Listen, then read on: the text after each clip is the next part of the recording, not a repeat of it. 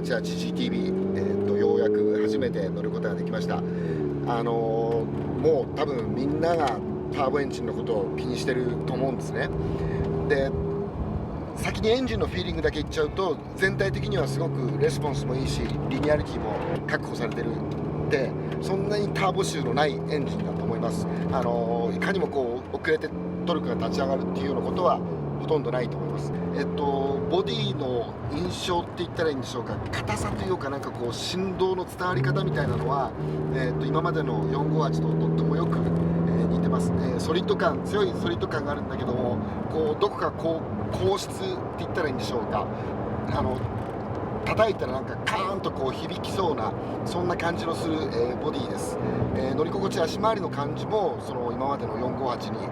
に、かなり近いような気がします。タイヤの印象もやっぱりこれは良くて、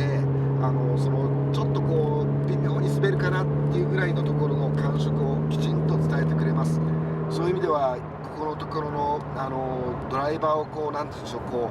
う温かく見守るというか、頑張って運転してねっていうような、そういうこうメッセージみたいなものを車の方からとても感じることができると思います。で、最後にそのエンジンサウンドのことを言いたいんですが、いや、まず最初に全然悪くないと思いますよ、僕これ。なんだろう、フェラーリらしく連続音なんですね、音が。そのプププププッというこうなんか粒立ちのある音ではなく、ふーっとこう一本のなんだろう、その流れのような音になっているという意味では、僕は今までのフェラーリと同じ流れにあると思いました。ただ、そのトーンっていうか音程ですよねは、例えば458に比べれば明らかに下がってます。だから僕は458一番最初に乗った時は本当にもうバイオリンみたいな音がするエンジンだな、特に回した時にですね、そういう弦楽器で高い音を鳴らしてる時の音をこうイメージしたんですが、それに比べるとこの488は、管楽器、それもトランペットみたいな高い音までいかないくて、例えばトロンボーンのようなそんなような音、ただいずれにしても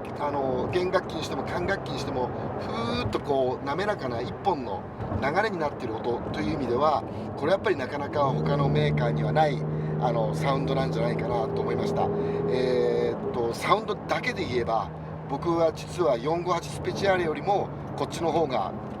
綺麗ないい音がしてるんじゃないかなと思ったぐらいです。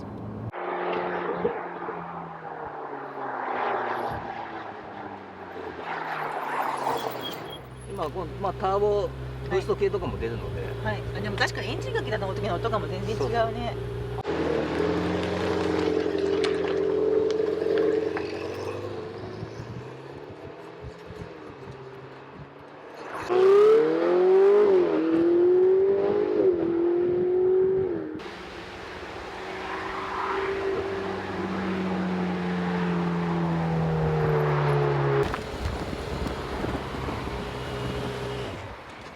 顔ほころんでますい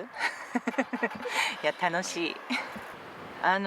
すごいエンジンのトルクとパワーが上がってるんですけど、でも乗って一番最初に感じたのは軽さ。なんかこんななりしてすごいなんか軽快に走ってくれるなっていうのがすごい印象的で、このモードスイッチいろいろあるんですけど、これスポーツ、レース、CT オフといろいろ上げてって、それなりのペースで走ってもその、足のしなやかさと接地性の高さが全く変わんないんですね。だからそこがすごい良くなってるなっていうのがあって、本当パフォーマンスとしてはもう458から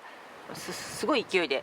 進化してるなとは感じました。で、ましてやこのパフォーマンスですから理解はできますが、そのフェラーリサウンドに惚れてる人にとってはこののぶとい音、